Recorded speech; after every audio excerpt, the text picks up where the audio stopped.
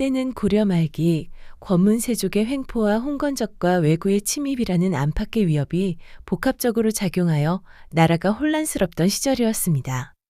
양광도 공주의 작은 고을에 사는 강철이라는 청년이 풀이 죽어 집으로 돌아가고 있었습니다. 이유인즉 강철이 벌써 8번째로 주인 집에서 내쫓긴 것이었습니다. 주인 집에서는 강철이 힘이 좋지만 너무 정직하고 융통성이 없다며 불평했습니다.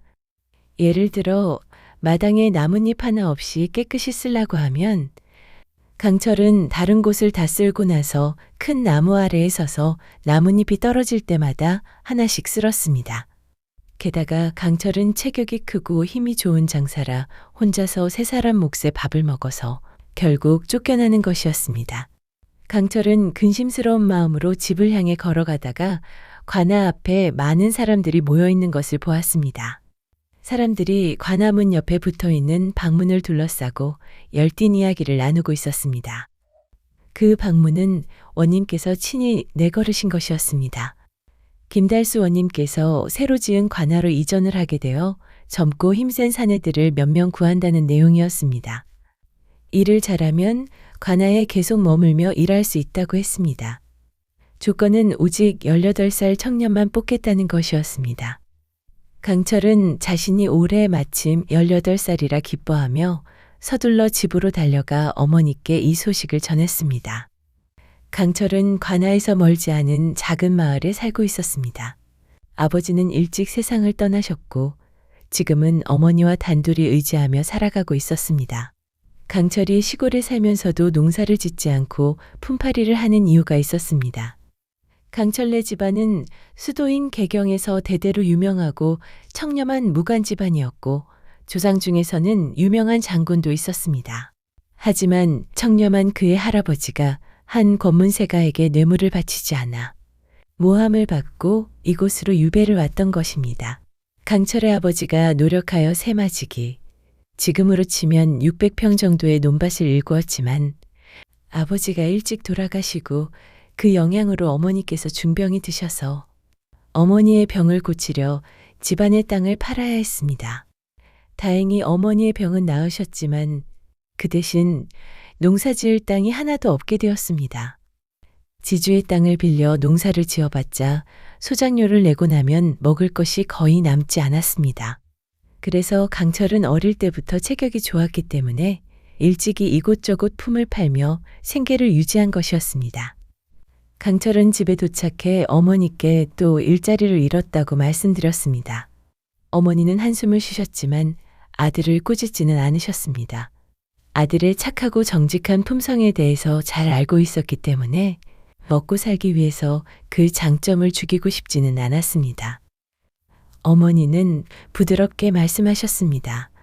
강철아, 세상을 살아가려면 나쁜 짓이 아닌 경우라면 조금은 융통성 있게 처신하는 것도 필요하단다. 하지만 이것만은 명심해라. 남을 속여 이익을 탐하지 말고 남의 것은 무슨 일이 있어도 이유 없이 가져서는 안 된다. 그렇게 하면 반드시 탈이 나는 법이란다. 강철은 원님 댁에서 사람을 구한다는 이야기를 전했고 어머니는 기뻐하시며 내일 당장 가보라고 하셨습니다. 다음 날 강철은 일찍 길을 나섰습니다. 원님 댁의 새 관아에 도착하니 이미 젊은 사내들이 여럿 와서 기다리고 있었습니다. 대략 20명 남짓 되었습니다. 한참이 지나서 청지기로 보이는 나이 지긋한 사람이 나왔습니다. 모두들 잘 왔다. 너희들은 오늘 시험을 치를 것이다. 청지기는 그들을 안으로 불러들이고 여러 조로 나누었습니다. 강철과 4명의 청년은 부엌 쪽 잡동사니를 치우라는 임무를 받았습니다. 강철은 힘이 셌기 때문에 다른 사람들이 둘이서 들어야 하는 것도 혼자서 거뜬히 들어 날랐습니다. 강철이 마지막으로 부엌 구석의 낡은 널빤지를 치우려고 들어 올리는 순간 널빤지 밑에서 무언가 반짝이는 것이 보였습니다. 그곳에는 은화 한 개가 있었고 그는 은화를 처음 보았습니다. 그때 부엌에는 강철 혼자뿐이었습니다. 강철은 잠시 망설이다가 그 돈을 자신의 품 안 주머니에 넣었습니다. 하지만 문득 어머니가 어제 하신 말씀이 떠올랐습니다. 강철은 주머니에서 돈을 다시 꺼내 청지기를 찾아갔습니다. 부엌 구석 널빤지 밑에서 이것을 주었습니다. 돌려드려야 할 것 같아 가져왔습니다. 청지기는 빙그레 미소를 지으며 말했습니다. 허허, 훌륭하구나. 젊은이, 자넨 이미 뽑혔다고 봐도 좋네. 모든 청년들의 일이 끝나고 청지기는 그들을 마당에 모았습니다. 사실 오늘 일은 시험이었다. 여러 곳에 돈을 숨겨두고 너희들의 성품을 시험한 것이다. 돈을 주어 바치지 않은 자들은 이제 돌아가거라. 돈을 주어 숨긴 자들은 매를 맞고 쫓겨났습니다. 강철과 다른 2명의 청년만 남게 되었습니다. 너희 셋은 오늘부터 이 관아의 일꾼이다. 강철은 그날 저녁 집으로 달려가 어머니께 이 기쁜 소식을 전했습니다. 어머니는 아들의 손을 꼭 잡으며 눈물을 글썽이셨습니다. 아들의 정직하고 올바른 품성이 관아에서는 장점이 될 거라고 생각했습니다. 강철은 일자리를 얻어 마음이 가벼웠습니다. 하지만 세상에는 기쁜 사람이 있으면 근심하는 사람도 있는 법입니다. 이때 근심하는 사람은 다름 아닌 고을 원님인 김달수였습니다. 원님 김달수의 관직은 제대로 과거를 봐서 얻은 것이 아니라 부친이 많은 돈을 들여 사준 자리였습니다. 고려 말은 검문세가가 득세해 뇌물을 주면 못할 것이 없던 시절이었습니다. 하지만 김달수는 돈도 벌고 명성도 얻고 싶어 했습니다. 처음 2, 3년 동안은 백성들을 함부로 대하지 않고 좋은 원님 흉내를 내었습니다. 백성들은 좋은 관리를 만났다며 기뻐했습니다. 하지만 3년째 되던 해부터 김달수는 본색을 드러냈습니다. 이곳저곳에서 명목을 만들어 돈을 거두어 들였습니다. 새로 지은 관아도 이렇게 모은 돈으로 지은 것이었습니다. 그런데 조정에서 급한 명령이 내려왔습니다. 전쟁터에서 군량이 급히 필요하니 김달수가 관아라는 고을에서 3만 개의 동전을 모아서 올리라는 것이었습니다. 기한 안에 못 모으면 군율로 다스린다는 경고도 함께였습니다. 문제는 설날 무렵에 이미 조정에 세금을 바쳤다는 것이었습니다. 이제 백성들에게 다시 3만 양을 내라고 하면 불가능에 가까웠습니다. 김달수는 이 걱정 때문에 이가 아파오기 시작했습니다. 김달수에게는 이상한 병이 있었습니다. 평소에는 괜찮았지만 급하고 답답한 일을 만나면 치통으로 심하게 아팠습니다. 김달수는 고기를 무척 좋아하는 사람이었습니다. 하지만 이가 아프니 고기는커녕 죽도 제대로 넘기기 어려웠습니다. 어느 날 낮 김달수는 상위에 가득 차려진 고기 반찬들을 보며 한숨만 내쉬었습니다. 김달수의 부인 소옥이 말했습니다. 원님, 고기를 드시기 어려우시면 죽이라도 잡수세요.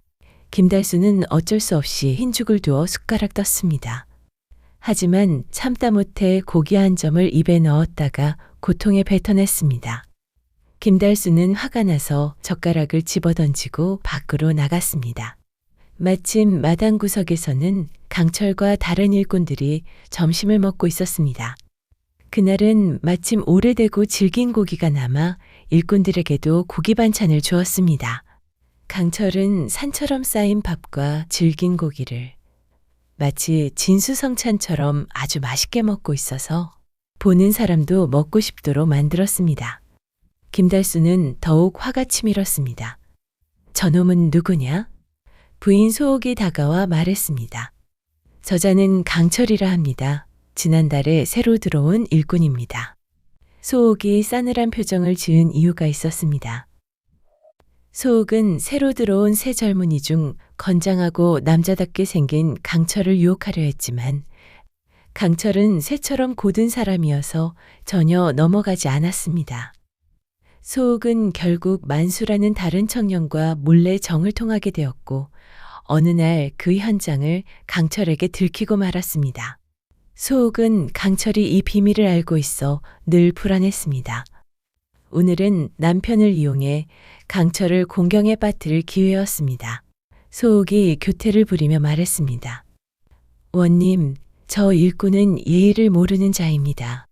원님께서 이가 아파 고기를 못 드신다는 것을 알면서 저렇게 고기를 맛있게 먹고 있지 않사옵니까? 김달수는 강철 앞으로 걸어가 말했습니다. 강철아, 내가 요즘 이가 아파 고기는커녕 밥도 못 먹는 것을 알고 있지 않느냐. 그런데 네가 내 앞에서 이렇게 먹어대는 것이 나를 일부러 괴롭히는 것이 아니고 무엇이냐? 다른 두 일꾼은 깜짝 놀라 급히 젓가락을 내려놓았습니다. 하지만 강철은 여전히 질긴 고기 한 점을 입에 넣으며 말했습니다. 원님, 이가 아프다고 고기를 못 드신다는 것이 말이 되옵니까? 김달수는 화가 나서 소리쳤습니다. 이런 고얀 놈. 나는 지금 밥알도 씹기 어려운데 고기를 어찌 먹겠느냐. 강철은 태연하게 대답했습니다. 그것은 부엌에서 음식을 잘못 만들어서 그러하옵니다. 제대로 만들기만 하면 드실 수 있사옵니다. 김달수는 말했습니다. 좋다. 오늘 저녁에는 네가 음식을 만들어라. 반드시 고기 반찬이어야 한다. 만약 내가 먹을 수 있게 만든다면 품삯도 올려주마. 하지만 만들지 못하면 매를 맞고 쫓겨날 줄 알아라. 김달수가 가고 나자 소옥은 속으로 쾌재를 불렀습니다. 곧바로 하인들에게 명령했습니다. 오늘 저녁에는 강철이 음식을 만들게 할 것이다. 누구도 그를 도와주어서는 안 된다. 오후가 되자 강철은 부엌으로 들어갔습니다. 저녁 식사 시간이 되어 김달수가 관아에서 돌아왔습니다. 얼마 지나지 않아 강철이 쟁반을 들고 들어왔습니다. 쟁반 위에는 김이 나고 고소한 냄새가 나는 누런 조각들이 놓여 있었습니다.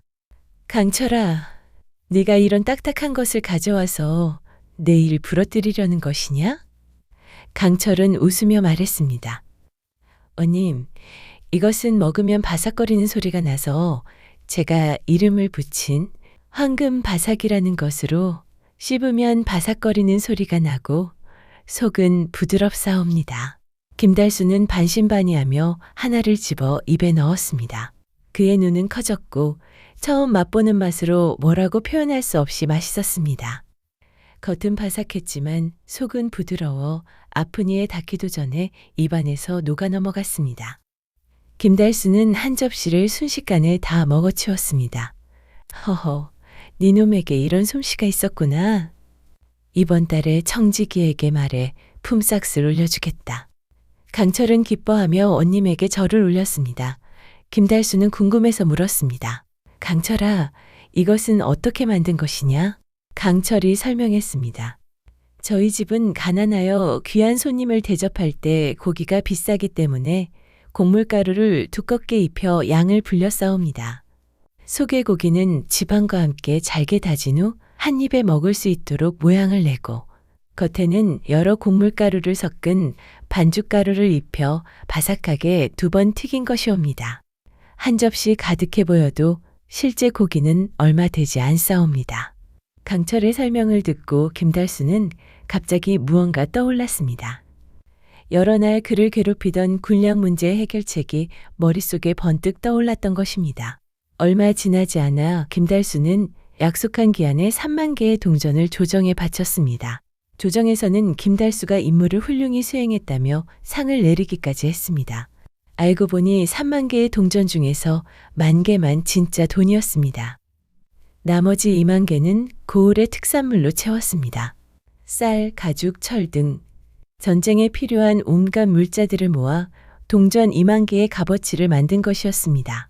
마치 겉은 곡물가루로 두껍게 입혀 양을 불리고 속에는 고기를 조금만 넣는 것과 같은 방법이었습니다. 김달수가 군량을 이렇게 채운 방법은 바로 강철이 만든 황금 바사기에서 얻은 깨달음이었습니다. 하지만 몇 달이 지나지 않아 김달수의 이가 다시 아파오기 시작했습니다. 조정에서 또다시 명령이 내려온 것이었습니다. 지금 홍건적이 침입했으니 빨리 진압하기 위해 김달수가 관할하는 지역에서 이번에는 군량미로 사용할 쌀 500섬을 모아 올리라는 것이었습니다. 기한 안에 못 모으면 군율로 다스린다는 경고도 함께였습니다. 게다가 이번에는 특별히 못을 박았습니다. 다른 물건으로 대신할 수 없고 반드시 쌀로만 바쳐야 한다는 것이었습니다. 김달수는 이 소식을 듣고 머리가 터질 것 같았습니다. 지난번에도 겨우 맞췄는데 이번에는 쌀 500섬을 구해야 하는 것이었습니다. 자신은 아직 본격적으로 백성들에게서 돈을 거두지도 못했는데 위에서는 이렇게 가혹하게 굴었습니다. 하지만 어쩔 도리가 없었습니다. 김달수는 집에 돌아오자마자 강철을 불렀습니다. 강철아, 어서 황금바사기를 만들어 오너라. 이가 몹시 아프구나. 공교롭게도 이 일을 차를 가져오던 소옥이 엿듣게 되었습니다. 소옥은 속으로 생각했습니다. 지난번에는 강철이 운이 좋아 품삯까지 올려받았지만 이번에는 내가 어떻게 너를 내쫓나 두고 보라고 말입니다. 소옥은 급히 부엌으로 달려가 하인들에게 명령했습니다. 부엌에 좋은 음식 재료를 모두 치우라고 했습니다. 뼈가 많고 삶기 어려운 딱딱한 돼지족 한 덩어리만 남겨두었습니다. 강철은 소옥이 자신을 함정에 빠뜨리려 한다는 것을 전혀 모른 채 부엌으로 들어갔습니다. 한참이 지나고 나서 강철이 노쇠 그릇을 들고 김달수 앞에 놓았습니다. 그릇 아래에서는 숯불이 활활 타오르고 있었습니다. 김달수는 강철이 이번에 만든 음식이 지난번과 다른 것을 보고 기대하며 뚜껑을 열었습니다. 그런데 그릇 안에는 큰 족발 덩어리 하나가 기름이 흐르도록 익어누여 있었습니다. 향기가 코를 찔렀습니다. 김달수는 불쾌한 표정으로 말했습니다. 강철이 내 이놈, 내가 황금 바사기를 만들라고 했는데 네가 돼지의 족을 갖고 왔구나? 내가 이것을 어떻게 먹겠느냐? 강철은 옆에서 작은 숟가락을 꺼내며 말했습니다. 이 족 요리는 뜯어 드시는 것이 아니옵니다. 숟가락으로 떠서 드시는 것이옵니다. 김달수는 반신반의하며 숟가락을 받아 족고기를 떠보았습니다. 놀랍게도 족고기가 두부처럼 부드러워 쉽게 떠졌습니다. 김달수는 급히 그것을 입에 넣었습니다. 돼지족의 고기는 씹을 필요도 없이 그대로 넘어갔습니다. 김달수는 너무나 기뻐서 순식간에 큰 돼지족을 다 먹어치웠습니다. 강철아, 어떻게 돼지족을 두부처럼 부드럽게 만들었느냐? 강철이 웃으며 대답했습니다. 저희 집은 가난하여 1년에 고기를 몇 번 먹지 못하옵니다. 설날에 고기 한 덩이를 장만하면 먼저 제사를 지낼 때 반쯤 익혀놓고 온 가족이 모이는 식사 때 다시 꺼내어 조금만 먹고 안 상하도록 소금과 간장으로 절여놓습니다. 이렇게 반복해서 찌게 되면 점점 부드럽고 풍미가 살아나게 됩니다. 귀한 손님이 오실 때까지 기다렸다가 비로소 푹 쪄서 내어놓사옵니다. 그렇게 하면 고기가 완전히 익을 뿐 아니라 무척 무르게 되어 마치 두부처럼 부드러워집니다. 김달수는 강철의 말을 듣고 또다시 무언가 번뜩 깨달았습니다. 고을의 백성들은 헐벗고 굶주리고 있어 더 거둘 상황이 안 되었습니다. 자신이 2, 3년 전에는 고을의 부자들은 건드리지 않았습니다. 이제 조정에서 귀한 손님이 오셨으니 푹 익힌 양반들에게서 돈을 거둘 차례였습니다. 김달수는 고을의 부자들을 모두 협박하여 쌀을 거두어 드렸습니다. 간신히 400섬을 모았는데 마지막에 100섬이 모자라 자신의 재산으로 쌀을 사서 채워 넣었습니다. 김달수는 굴량미를 보내고 나서 생각했습니다. 사람들이 말하기를 3년 관직이면 500섬을 벌 수 있다고 하는데 자신도 500섬을 보기는 했습니다. 하지만 그것이 자기 것은 아니었고 모두 조정에 바쳤습니다. 게다가 쌀 100섬을 자기 주머니에서 보태기까지 했습니다.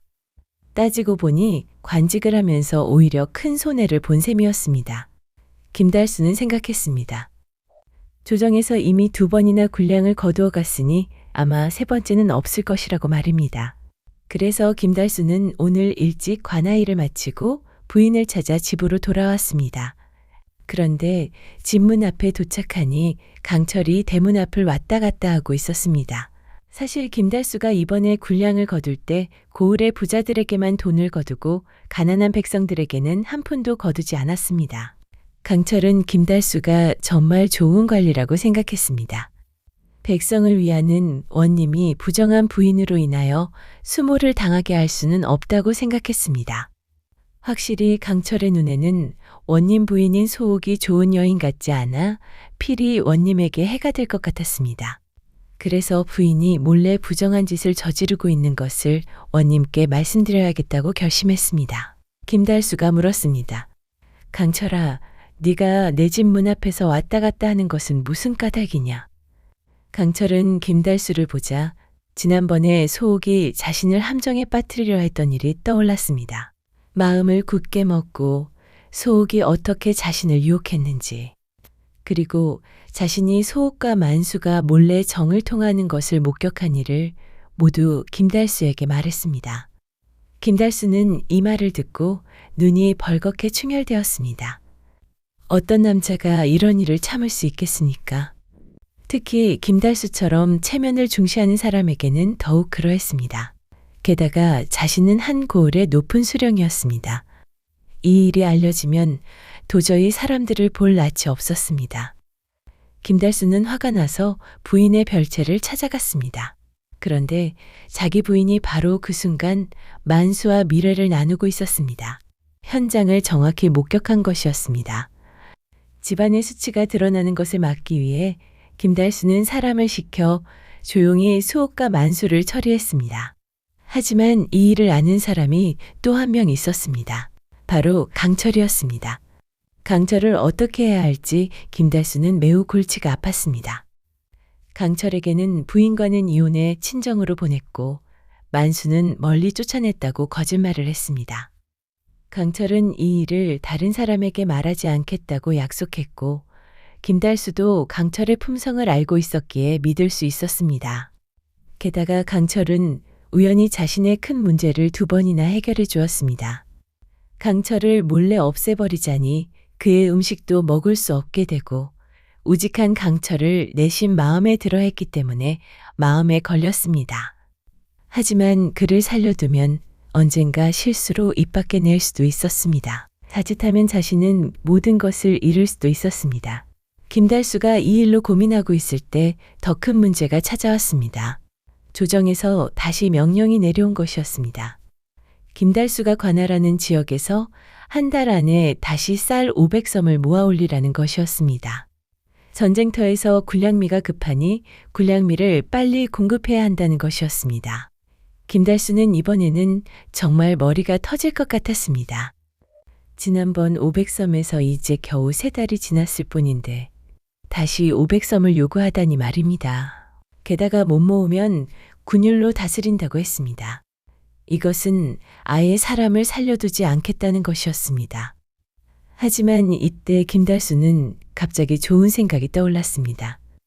위로는 홍건적이, 밑에서는 외적이 침략하고 권문세가들의 부패로 백성은 굶주리고 이 나라는 이제 끝이 보였습니다. 자기 부친이 돈을 들여 사준 이 관직으로 돈을 벌기는 틀린 것 같았습니다. 차라리 이 관직을 다른 사람에게 넘기고 자신은 있는 돈을 챙겨 도망가서 새로운 신분을 얻어 편하게 사는 것이 나을 것 같았습니다. 그런데 누구에게 넘기면 좋을까 고민을 하였습니다. 김달수는 강철을 떠올렸습니다. 강철의 능력으로는 500섬을 모으는 것이 불가능했습니다. 조정에서 책임을 물으면 강철은 목숨을 부지하기 힘들 것입니다. 그러면 자신의 비밀도 함께 묻힐 것이니 일거양득이었습니다. 순박하고 충실한 강철에게는 조금 미안했지만 자신의 목숨에 비하면 아무것도 아니었습니다. 김달수는 강철을 불러 말했습니다. 네가 나를 2번이나 도와주었으니 이제 내가 너에게 은혜를 갚을 차례다. 놀라지 말거라. 내가 몸이 아파 요양을 떠나야 하니 이 관직을 내게 넘기겠다. 강철은 어리둥절했지만 곧 자세를 바로 하고 말했습니다. 저 같은 사람이 어떻게 원님이 될 수 있겠습니까? 이유 없이 이런 큰 호의를 받을 수는 없습니다.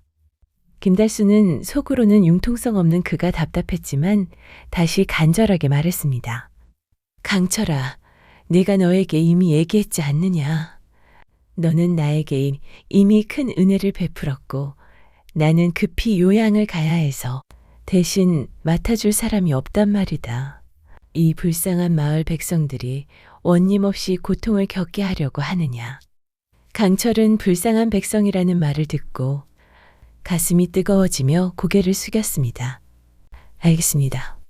제가 비록 많이 모자란 사람이지만 그 제안을 받아들이겠습니다. 김달수는 이미 조정에 장계를 올려 자신의 지병을 핑계로 강철을 후임자로 추천했고 혼란스러웠던 조정에서도 원님 자리를 공백으로 둘 수 없어 이를 허락했습니다. 김달수는 급히 짐을 꾸려 야밤에 도망쳐 버렸습니다.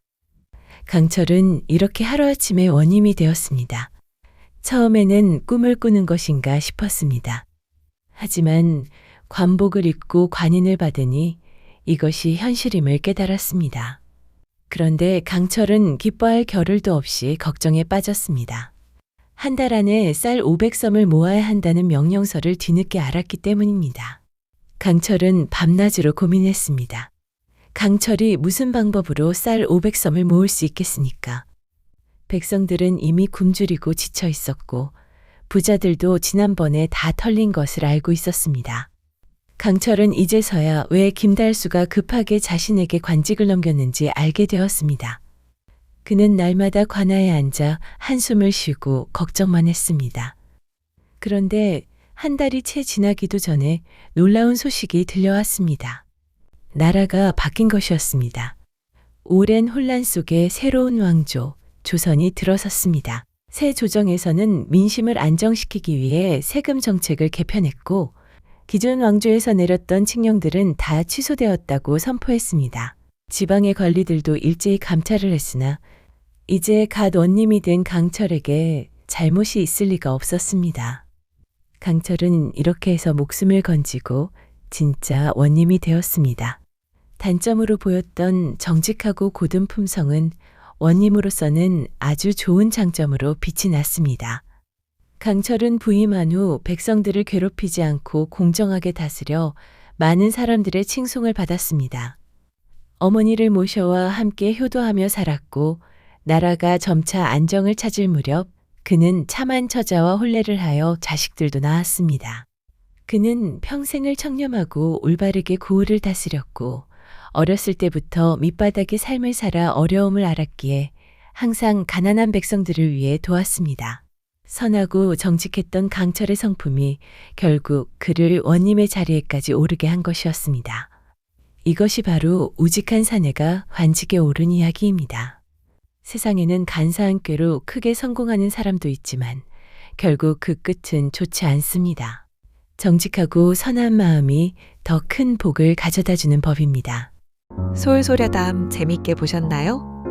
영상을 빠르게 만나보시려면 솔소려담 보름달을 클릭하여 구독을 눌러주세요. 새로운 영상이 올라오면 알람을 보내드립니다.